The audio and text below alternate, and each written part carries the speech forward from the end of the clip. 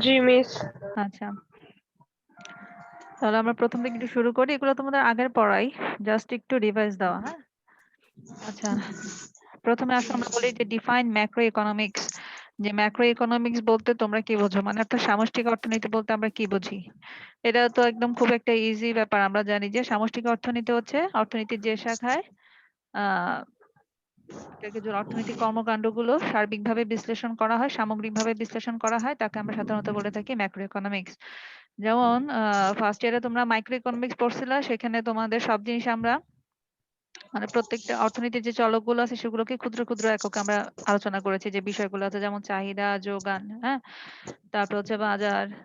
তা এই জিনিসগুলো আমরা কি করেছি, যে ইন্ডিভিজুয়ালি এগুলোকে আমরা এক্সপ্লেন করছি। আর ম্যাক্রো ইকোনমিক্স আমরা এই যে চাহিদার বদলে সামগ্রিক চাহিদা পড়ি, যোগানের বদলে সামগ্রিক যোগান পড়ি, তারপরে আয়ের বদলে আমরা কি পড়ি, মাথাপিছু আয়, জাতীয় আয়, এভাবে আমরা আয় মানে সামগ্রিকভাবে একটা দেশের অর্থনীতির সকল চলকগুলো যখন আমরা সামগ্রিকভাবে সামগ্রিক দৃষ্টিকোণ থেকে আলোচনা করি, সেটাকে আমরা বলে থাকি কি ম্যাক্রো ইকোনমিক্স।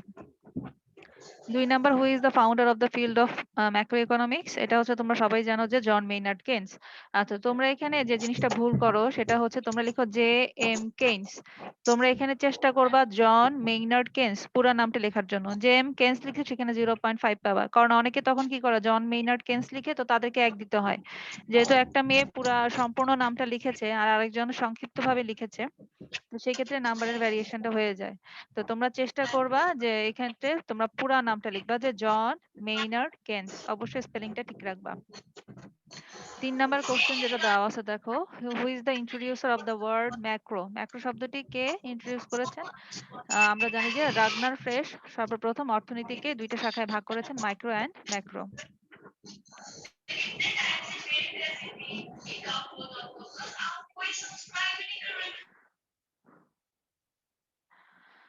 হ্যাঁ, রাগনার ফ্রেশ অর্থনীতিবিদ, উনি ম্যাক্রো শব্দটা প্রথম ইন্ট্রোডিউস করেছেন।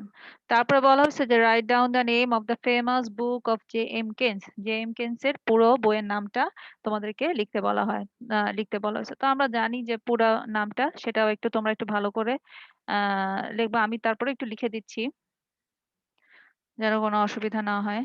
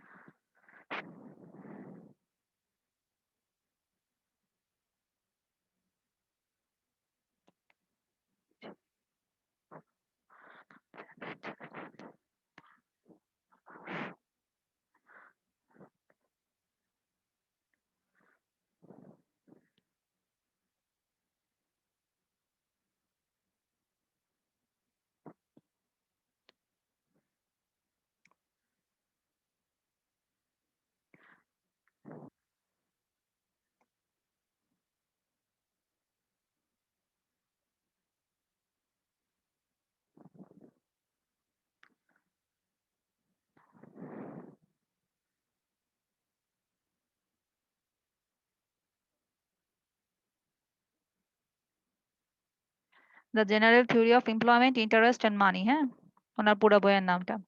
তো তোমরা এভাবে সুন্দর করে পুরাটা নাম লিখবা, সংক্ষেপে লিখবা না। হ্যাঁ, অনেকে লিখে যে ইন্টারেস্ট এন্ড মানি বা জেনারেল থিওরি অফ এমপ্লয়মেন্ট, এটা লিখবা না, পুরো নামটা লিখবা the general theory of employment, interest and money. ঠিক আছে, তো তোমরা পুরা নামটা এভাবে লিখবা। তারপরে যে কোশ্চেনটা আছে যে from which Greek word macro came. Macro কোন শব্দটা থেকে এসেছে? গ্রিক। আমরা জানি যে ম্যাক্রোস শব্দ থেকে এসেছে। হ্যাঁ, সেটাও একটু লিখে দেই।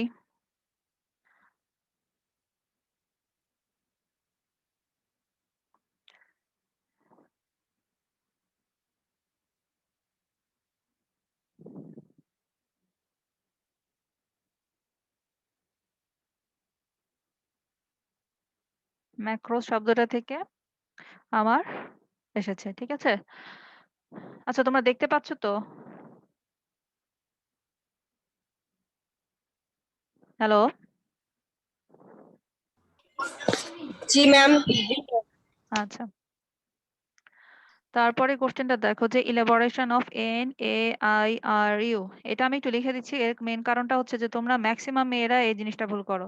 অনেকে লিখো ইনফ্লেশনারি, অনেকে লিখো ইনফ্লেশন। এখন কোন জিনিসটা ঠিক সেটা একটু আমরা আজকে যেভাবে লিখে দিচ্ছি ঠিক সেভাবেই লিখবা। এটা ইনফ্লেশন হবে, বইতেও ভুল দেওয়া আছে যে ইনফ্লেশনারি দেওয়া আছে, কিন্তু এটা হবে ইনফ্লেশন। হ্যাঁ,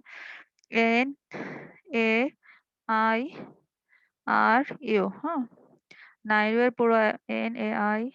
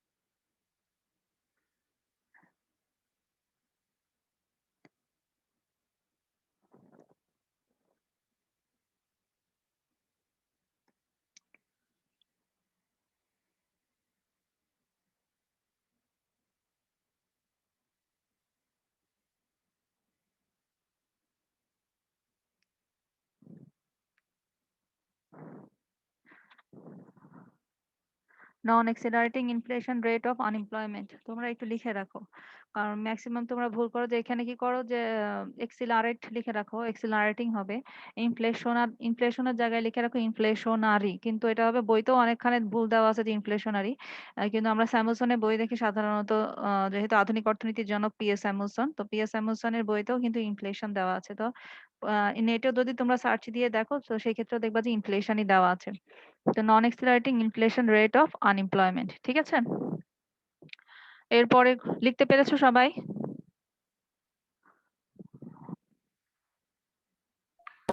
জি মিস। আচ্ছা আচ্ছা, এরপরের কোশ্চেনটা দেখো। What are the two main policies in macroeconomics? Macroeconomics এর দুটো মেইন পলিসি কি কি? আমরা জানি যে আর্থিক নীতি এবং রাজস্ব নীতি। হ্যাঁ, একদম মাথার মধ্যে ঢুকায় রাখো। অনেকে আয় নীতি লিখে, বাণিজ্য নীতি লিখে, হ্যাঁ, এগুলো হবে না। দুইটা মেইন পলিসি হবে তোমার আর্থিক নীতি এবং রাজস্ব নীতি। আমরা তো পরীক্ষা যখন নিব, ব্রিফ কোশ্চেন গুলো এই ব্যাপারগুলো একটু খেয়াল রাখবা। খুব সহজ একটা কোশ্চেন, কিন্তু মেয়েরা ভুল করে আয় নীতি লিখে, বাণিজ্য নীতি লিখে। এখানে তোমাদের লিখতে হবে what are the two main policies in macro economics. Macro economics এর প্রধান দুটি নীতি হচ্ছে তোমার আর্থিক নীতি এবং রাজস্ব নীতি। আর্থিক নীতি হচ্ছে তোমার একটা দেশের কেন্দ্রীয় ব্যাংক সরকারের নির্দেশে অর্থের যোগান যখন নিয়ন্ত্রণ করে, সেই নীতিটাকে বলা হয় আমার আর্থিক নীতি। বাংলাদেশের যেমন কেন্দ্রীয় ব্যাংক হচ্ছে তোমার বাংলাদেশ ব্যাংক, সরকারের পক্ষ থেকে সে মানি সাপ্লাইটাকে কি করে, কন্ট্রোল করে। অনেক সময় রেট অফ ইন্টারেস্ট বাড়ায় দেয়, অনেক সময় রেট অফ ইন্টারেস্ট কমায় দেয়। হ্যাঁ, অনেকগুলো পলিসির মাধ্যমে সে মানি সাপ্লাইটা কন্ট্রোল করে। আর রাজস্ব নীতি কোনটা? রাজস্ব নীতি হচ্ছে তোমার একটা দেশের সরকারের আয় ব্যয় এবং ঋণ সংক্রান্ত নীতিকে আমরা সাধারণত বলে থাকি রাজস্ব নীতি, ঠিক আছে? এটা একটু মাথায় রাখবা। তারপর হচ্ছে define natural rate of unemployment. হ্যাঁ, ন্যাচারাল রেট অফ আনএমপ্লয়মেন্ট কাকে বলে? ন্যাচারাল রেট অফ আনএমপ্লয়মেন্ট হচ্ছে যখন আমার প্রত্যাশিত জিএনপি এবং অ্যাকচুয়াল জিএনপি, যেটা প্রকৃত জিএনপি, যখন সমান হয়ে যায়, সেক্ষেত্রে যে আনএমপ্লয়মেন্ট রেটটা দেখা দেয়, যে বেকারত্বের হার যেটা দেখা দেয়, সেটাকে আমরা বলে থাকি ন্যাচারাল রেট অফ আনএমপ্লয়মেন্ট। যে আমি প্রত্যাশা করেছি যে পরিমাণ উৎপাদন করব, আমার অ্যাকচুয়ালি সেই পরিমাণ যখন উৎপাদন হবে, সেক্ষেত্রে বেকারত্বের হারটা শূন্য হবে না, কিন্তু 5 থেকে 6% থাকবে। এই ক্ষেত্রে যে বেকারত্বটা দেখা দেয় সেটাকে আমরা বলবো ন্যাচারাল রেট অফ আনএমপ্লয়মেন্ট। এখন তোমরা ওকে বলতে পারো যে ম্যাডাম 5 থেকে 6% লোক কেন বেকার থাকবে? এই ক্ষেত্রে অনেক সময় দেখা যায় যে, যেমন ধরো ম্যাটারনিটি লিভ বলে তোমরা একটা কথা জানো, যে অনেক সময় বাচ্চা হওয়ার পরে মায়েদেরকে, মানে বাংলাদেশের সরকার থেকে 6 মাস পর্যন্ত ম্যাটারনিটি লিভ দেওয়া হয়। আমেরিকায় দেওয়া হয় 3 মাস। হ্যাঁ, তো এইভাবে যে আলটিমেটলি সে কিন্তু কাজ করতেছে না। তো অনেকে অনেক 6 মাস যখন সে বাসায় থাকে, অনেক সময় সে বেতন পায়, অনেক সময় বেতন পায় না। ধরো 6 মাস ম্যাটারনিটি লিভ যখন শেষ হবে, সে আবার কাজে জয়েন করতে পারবে। এই যে সাময়িক যে বেকারত্বটা, এটার ক্ষেত্রে 5 থেকে 6% এই ভিতরে ঢুকে যায়। আবার অনেক সময় দেখা যায় যে যে শিক্ষাগত যোগ্যতা বেশি হয়ে গেছে। হ্যাঁ, এখন আমি পিএইচডি করছি। এখন আর আমি আমার যে জবটা করতেছি সেটা আমার জন্য মনে হচ্ছে আমার যোগ্যতার তুলনায় আমার জবের সেলারি পাচ্ছি কম বা আমার স্ট্যাটাস সেটা কম মেইনটেইন করতেছে। এক্ষেত্রে আমি কি করলাম যে এর চেয়ে বেটার অপরচুনিটি বা বেটার জব খোঁজার জন্য যখন আমি আ আমার বর্তমান জবটাকে ছেড়ে দিব, হ্যাঁ? ছেড়ে দিয়ে নতুন আরেকটা জব প্রত্যাশা করতেছি বা ২-৩ মাস পরে সেটাতে জয়েন করলাম। এটাকে আমরা বলব স্বাভাবিক বেকারত্বের হার। অর্থাৎ যে বেকারত্বের হারে অ্যাকচুয়াল এবং প্রকৃত জিএনপি এবং প্রত্যাশিত জিএনপি সমান হয় তাকে আমরা বলব যে natural rate of unemployment. ৯ number question দেখো। What do you mean by nominal GNP and actual or real GNP? হ্যাঁ? নমিনাল জিএনপি কোনটা? বর্তমান আমরা যদি বলি যে 2000 এখন 21 চলতেছে। বাংলাদেশের আর্থিক বছর আমরা জানি 1st জুন থেকে 1st জুলাই থেকে নেক্সট ইয়ারের 30 জুন পর্যন্ত।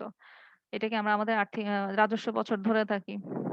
তো ধরে নাও যে এখন আমাদের কি চলতেছে জুন মাস। জুন মাসের 30 এ আমাদের একটা ফিসক্যাল ইয়ার শেষ হয়ে যাবে।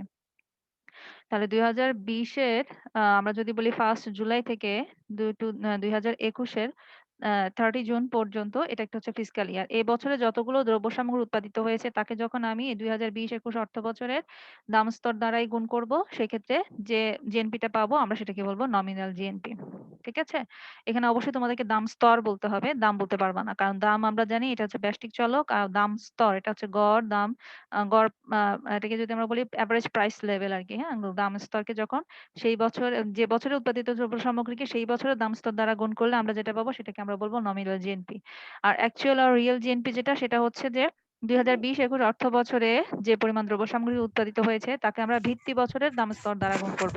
তো এখানে একটা নতুন টার্ম আসছে সেটা হচ্ছে ভিত্তি বছর বা ইংলিশে আমরা যেটাকে বলে থাকি বেজ ইয়ার। বেজ ইয়ার হচ্ছে সাধারণত যে বছর অর্থ বছরটা আমাদের মিস স্বাভাবিক একটু থাকে। কথা ছিল। হ্যাঁ, বলো। মিস আপনি কি কোশ্চেন স্লাইডটা শেয়ার করছিলেন? ওইটা তো দেখতেছি না স্ক্রিনে। আপনি যেগুলো লিখছেন ওইগুলা দেখতেছি। এই এতক্ষণ পরে কেন বলতেছো? দাঁড়াও আবার শেয়ার দিচ্ছি, হ্যাঁ? মিস এগুলোতে স্ক্রিন রেকর্ড আছে না? দেখতে পাচ্ছ এখন? জি মিস, হুম, এখন তো দেখতে পাচ্ছি। আচ্ছা, তো এটা আগে বলবা না? আচ্ছা। আ আমরা মোটামুটি আচ্ছা এখন কোনটা পড়তেছি? অ্যাকচুয়াল জিএনপি যেটা সেটা হচ্ছে আমরা বর্তমান বছরে ধরো ২০২০-২১ অর্থ বছরে যে পরিমাণ দ্রব্য সেবা উৎপাদিত হয়েছে সেই উৎপাদিত দ্রব্যকে আমরা যখন ভিত্তি বছরের দামস্তর দ্বারা গুণ করব। ভিত্তি বছর কোনটা? যে বছর আমরা যদি বলি স্বাভাবিক বছর। বাংলাদেশে ২০০৬-০৭ অর্থ বছরকে সাধারণত এখন ভিত্তি বছর ধরা হচ্ছে। যে এই অর্থ বছরটা আমাদের সাধারণ রাজনৈতিক পরিস্থিতি স্থিতিশীল ছিল। কোন ধরনের বন্যা, মহামারী, হ্যাঁ? প্রাকৃতিক দুর্যোগ এগুলো হয় নাই। তো এই ক্ষেত্রে দাম স্তরটা স্থিতিশীল ছিল। আর অন্যদিকে আমরা কিন্তু ২০১৯-২০ বা সরি ২০২০-২১ অর্থ বছরকে কখনোই স্বাভাবিক বলব না। কারণ এটা হচ্ছে তোমার একটা প্যান্ডেমিক সিচুয়েশন যাচ্ছে। মহামারী সিচুয়েশন এর ক্ষেত্রে প্রাইস লেভেল অন্যান্য আ সময়ের তুলনায় অবশ্যই বেশি। জিনিসপত্রের দাম বেশি, বাজারে যোগানের সংকট আছে। অনেকগুলো এখানে অর্থনৈতিক চলকের ইনস্টেবল পজিশন আছে, বুঝছো? তো সেজন্য আমরা যখন বলবো যে একটা ভিত্তি বছরের দাম স্তর সাথে যখন চলতি বছরে উৎপাদিত দ্রব্য সামগ্রীকে আমরা গুণ করব, যে জিএনপিটা পাবো সেটাকে আমরা বলবো অ্যাকচুয়াল বা রিয়েল জিএনপি। ঠিক আছে? ১০ number what is aggregate demand and what is aggregate supply? Aggregate demand বলতে আমরা কোনটাকে বুঝবো? যে একটা নির্দিষ্ট সময়ে একটা দেশের সকল জনগণের চাহিদার সমষ্টিকে আমরা বলবো এগ্রিগেট ডিমান্ড।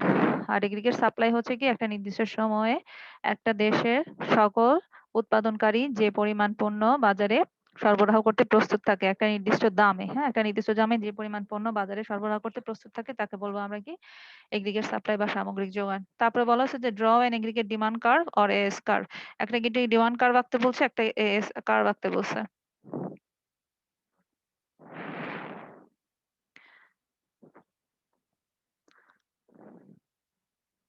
আচ্ছা, এগ্রিগেট ডিমান্ড কার্ভ আর এগ্রিগেট সাপ্লাই কার্ভ তোমরা আঁকতে পারো। তারপর একটু জাস্ট দেখাই দেই।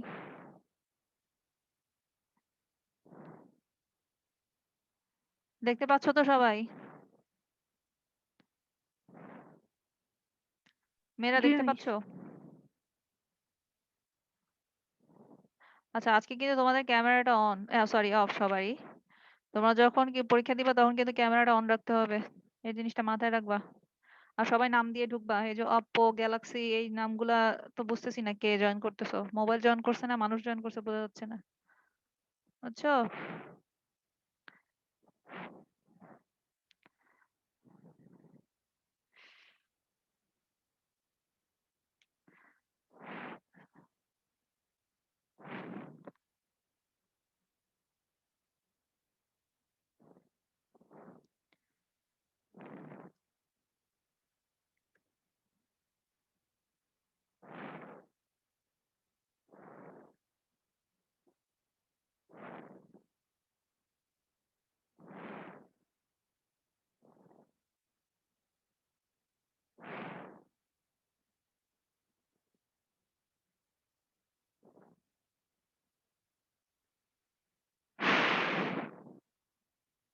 এখানে আমরা দেখতে পাচ্ছি চিত্রে ভূমি অক্ষে এগ্রিগেট ডিমান্ড এবং লম্ব অক্ষে দাম স্তর নির্দেশ করা হচ্ছে। দাম বাড়লে চাহিদা সামগ্রিক চাহিদা কমবে, দাম কমলে সামগ্রিক চাহিদা বাড়বে। রিলেশনশিপটা যেহেতু আমার ঋণাত্মক বা নেগেটিভ, এই কারণে সামগ্রিক চাহিদা রেখা বাম থেকে ডান দিকে নিম্নগামী। আর অন্যদিকে দাম বাড়লে সামগ্রিক যোগান বাড়ে, দাম কমলে সামগ্রিক যোগান কমে। তো এই ক্ষেত্রে যেহেতু রিলেশনশিপটা আমার ধনাত্মক বা পজিটিভ, সামগ্রিক যোগান রেখাটা কি হবে, বাম থেকে ডান দিকে ঊর্ধ্বগামী হবে। তা তোমরা এভাবে এগ্রিগেট ডিমান্ড এবং এগ্রিগেট সাপ্লাই আঁকবা ঠিকই, কিন্তু এক্ষেত্রে একটা জিনিস খেয়াল রাখবা যে ভূমি অক্ষে এবং লম্ব অক্ষে কি দেখাচ্ছে এটা অবশ্যই মেনটেন করবা। মেনশন যদি না করো তাহলে পুরো কোশ্চেনের অ্যান্সার কিন্তু 0 দেওয়া হবে। ঠিক আছে? এই ব্যাপারটা একটু খেয়াল রাখবা। মেয়েরা খুব সুন্দর করে আঁকে, কিন্তু ভূমি অক্ষ লম্ব অক্ষে ডিনোট করতে না পারলে 0 দিয়ে দেওয়া হয়। তো এই ছোটখাটো ব্যাপারগুলো একটু খেয়াল রাখবা।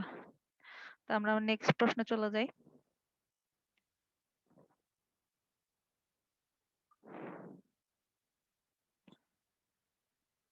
আচ্ছা, মিস, আমাদের অ্যাটেন্ডেন্স কি এই যে চ্যাটে মানে যে মেসেজের এখানে হ্যাঁ দেওয়া লাগবে? হ্যাঁ, চ্যাট বক্সে দিয়ে দাও।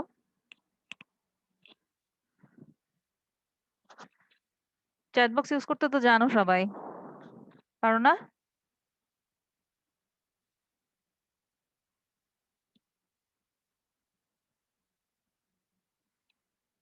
আচ্ছা, আরেকটা কথা একটু।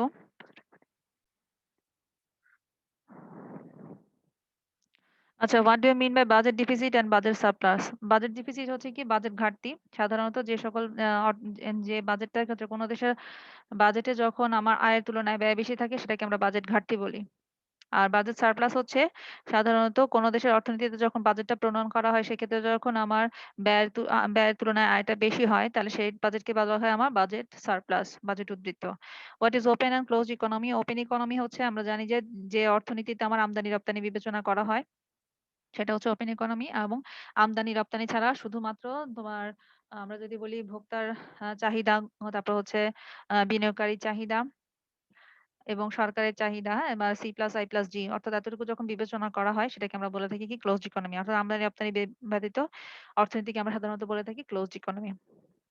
তারপর 2 নম্বর চ্যাপ্টার যেটা, সেটা হচ্ছে তোমার মেজারিং ইকোনমিক অ্যাক্টিভিটি।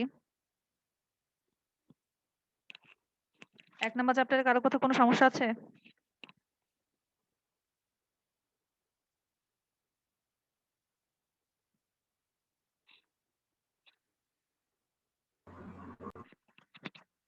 আচ্ছা, আমি তাহলে সেকেন্ড চ্যাপ্টারে চলে যাচ্ছি। What is national income? জাতীয় আয় বলতে কি বুঝো? জাতীয় আয় বলতে আমরা কি বুঝবো, যে একটা দেশে একটা নির্দিষ্ট সময়ে যে পরিমাণ চূড়ান্ত দ্রব্য সেবা সামগ্রী উৎপাদিত হয় তার আর্থিক মূল্যের সমষ্টিকে আমরা বলবো জাতীয় আয়। এক্ষেত্রে সবসময় মনে রাখবো যে আমরা যখন দ্রব্য সামগ্রী বলবো সেক্ষেত্রে আমরা চূড়ান্ত দ্রব্য সেবা সামগ্রী বলবো, কারণ দ্রব্যকে আমরা 3টা ভাগে ভাগ করি, প্রাথমিক, মাধ্যমিক এবং চূড়ান্ত। ন্যাশনাল ইনকাম হিসাব করার সময় সবসময় চূড়ান্ত দ্রব্য সেবা সামগ্রীকে বিবেচনা করা হয়। যদি চূড়ান্ত কথাটা না লিখো পুরো কোশ্চেনের অ্যান্সার 0। একটা নির্দিষ্ট সময়ে একটা দেশে যে পরিমাণ চূড়ান্ত দ্রব্য সেবা উৎপাদিত হয় তার আর্থিক মূল্যের সমষ্টিকে আমরা বলবো জাতীয় আয়। What is mean by GNP? GNP হচ্ছে আমরা যখন এই এনটা দেখবো সেটা বুঝাতে বোঝাবো গ্রস ন্যাশনাল প্রোডাক্ট, অর্থাৎ একটা দেশের নাগরিক কর্তৃক, শুধুমাত্র নাগরিক কর্তৃক, ধরো বাংলাদেশিরা বাংলাদেশের অভ্যন্তরে এবং দেশের বাইরে যে পরিমাণ দ্রব্য সেবা উৎপাদিত করে, যে পরিমাণ চূড়ান্ত দ্রব্য সেবা উৎপাদিত করে তার আর্থিক মূল্যের সমষ্টি হচ্ছে জিএনপি। ঠিক আছে? এক্ষেত্রে আমরা কোনো বাইরের বিদেশিদের অবদানটা আমরা এখানে কি করবো না, বিবেচনা করবো না। স্ক্রিনটা দেখতে পাচ্ছ সবাই? জি মিস। জি মিস। আচ্ছা, এরপরে আসো জিডিপি। জিডিপি বলতে আমরা যেহেতু এখানে ডি আছে প্রথমে, তাহলে মাঝখানে, তাহলে আমরা বুঝবো যে ডোমেস্টিক, গ্রস ডোমেস্টিক প্রোডাক্ট। একটা নির্দিষ্ট সময়ে একটা দেশের অভ্যন্তরে দেশি এবং বিদেশি নাগরিক কর্তৃক যে পরিমাণ দ্রব্য সেবা উৎপাদিত হয় সেটাকে আমরা বলবো কি জিডিপি। জিডিপি ডোমেস্টিক, যাতে আমরা বুঝবো যে দেশের অভ্যন্তরে। এক্ষেত্রে বিদেশি নাগরিকদের অবদানটা বিবেচনা করা হবে। দেশের বাইরে যে সকল নাগরিকরা আছে বাংলাদেশের তাদেরটা আমরা বিবেচনা করব না। এনএনপি কি? জিএনপি থেকে আমরা যখন ক্যাপিটাল কনজাম্পশন অ্যালাউন্স বাদ দিব সেটাকে আমরা বলবো কি এনএনপি। আর এনডিপি কি? জেডিপি থেকে যখন জিডিপি থেকে যখন ক্যাপিটাল কনজাম্পশন অ্যালাউন্স বাদ দিব সেটাকে আমরা বলবো কি এনডিপি। তারপর বলা হচ্ছে what do you mean by GNP or GDP deflator? GNP বা জিডিপি ডিফ্লেটর হচ্ছে আমরা জানি আর্থিক জিএনপি কে যখন প্রকৃত জিএনপি দ্বারা ভাগ করব, এই ভাগফলের অনুপাতটাই হচ্ছে তোমার GNP or GDP. GNP or GDP deflator. ঠিক আছে? আর্থিক এবং প্রকৃত জিএনপির ভাগফলটাকেই বলতেছি আমরা জিডিপি ডিফ্লেটর। এটা অনেকবার তোমাদের কোশ্চেনে দিয়েছিলাম, ইভেন ইয়াতেও আসছিল। তোমাদের যে অ্যাসাইনমেন্ট করতে দেওয়া হয়েছিল সেখানেও এই কোশ্চেনের অ্যান্সার মানে দিয়েছিলাম। তারপর হচ্ছে define potential, actual and missing GNP. তো পোটেনশিয়াল কোনটা, যে একটা প্রত্যাশিত, অর্থাৎ আমি ধরে নিচ্ছি যে আমি এবছর যেমন ধরো বাংলাদেশ এখন প্রবৃদ্ধি ধরা আছে 6.2, মানে 6.2, যে গত বছর আমরা যদি 100 একক উৎপাদন করে থাকি তাহলে এবছর আমরা 106 একক দ্রব্য উৎপাদন করব। পোটেনশিয়াল এটা ধরে নিলাম। ঠিক আছে, যে আমি ধরো আমি নেক্সট মান্থ আমি এটা পরীক্ষা দিব, ইকোনমিক্সে 10টা ব্রিফ কোশ্চেনের মধ্যে আমি 10টাই পারবো। এটা হচ্ছে প্রত্যাশা করে নিচ্ছি। অর্থাৎ একটা নির্দিষ্ট সময়ে একটা দেশের সকল উপকরণ সামগ্রী কাজে লাগে যে পরিমাণ চূড়ান্ত দ্রব্য সেবা উৎপাদনের প্রত্যাশা করা হয় সেটাকে আমরা বলবো পটেনশিয়াল জিএনপি। অ্যাকচুয়াল কোনটা, যে অ্যাকচুয়াল হচ্ছে প্রকৃত। যেমন ধরো এখন ইকোনমিক্স ব্রিফ কোশ্চেনে আমার 10টা কোশ্চেনের মধ্যে একটা কোশ্চেন কমন পড়ে না, এখন আমাকে 9 নাম্বারের অ্যান্সার করতে হয়েছে। তাহলে অ্যাকচুয়ালটা কি আমি 9 অ্যান্সার করতে পারলাম। অর্থাৎ অনেক সময় কি হয়, প্রাকৃতিক বিপর্যয় হয়, মহামারী হয়, বা আমি র ম্যাটেরিয়ালস যেগুলো বাইরে থেকে আমদানি করি সেগুলো হয়তো বা ঠিক সময়ে পেলাম না। এক্ষেত্রে অনেকগুলা জিনিসের কারণে হয়তোবা আমি প্রকৃতপক্ষে যে উৎপাদনটা প্রত্যাশা করেছিলাম সেটা নাও পেতে পারি। তো অ্যাকচুয়ালটা অনেক সময় কমও হতে পারে, অনেক সময় বেশিও হতে পারে। তো প্রকৃতপক্ষে যে পরিমাণ উৎপাদন করা হয় একটা নির্দিষ্ট অর্থ বছরে সেই সকল চূড়ান্ত দ্রব্য সেবার আর্থিক মূল্যের সমষ্টিকে আমরা বলবো কি অ্যাকচুয়াল জিএনপি। এরপর আসলে মিসিং জিএনপি কোনটা? মিসিং জিএনপি হচ্ছে যে অনেক সময় কিছু জিএনপি হিসাব করার সময় আমার কিছু পণ্য সেবা সামগ্রীর হিসাবটা আমার বাদ চলে যায়। এটাকে আমরা সাধারণত বলে থাকি কি মিসিং জিএনপি। যেমন ধরো যে বাড়িওয়ালারা কি করে, যে ধরে নাও যে আমার 4 তলা একটা বাড়ি আছে, দোতলায় আমি থাকি, আর 3টা ইউনিট আমার ভাড়া দেওয়া, 3টা ফ্লোর আমার ভাড়া দেওয়া। এখন যদি আমি এই দোতলায় না থেকে আমি যদি অন্য কোনো বাসায় থাকতাম তাহলে আমাকে মাসে 20,000 টাকা দিতে হতো। তো এখন জিএনপি হিসাব করার সময় কিন্তু আমি এই যে 20,000 টাকা যে আমার দিতে হতো এটা কিন্তু আমি অনেক সময় কি করি যে দিতে পারি না। মানে হিসাবটা আমার কাছে যখন হিসাবটা চায় তখন আমি বলি যে আমি তো নিজের বাসায় আছি। আমি নিজের বাসাটা বাদ দিয়ে বাকি 3টা ফ্লোরে আমি যা পাচ্ছি আমি সেটাই কি করি, হিসাব করে দিয়ে দেই। ঠিক সেম ভাবে যখন একজন কৃষক, সে ধরুন 50 মণ ধান উৎপাদন করেছে, 50 মণ ধান উৎপাদন করে সে 10 মণ নিজের জন্য রাখছে আর 40 মণ সে বাজারে বিক্রি করে দিছে।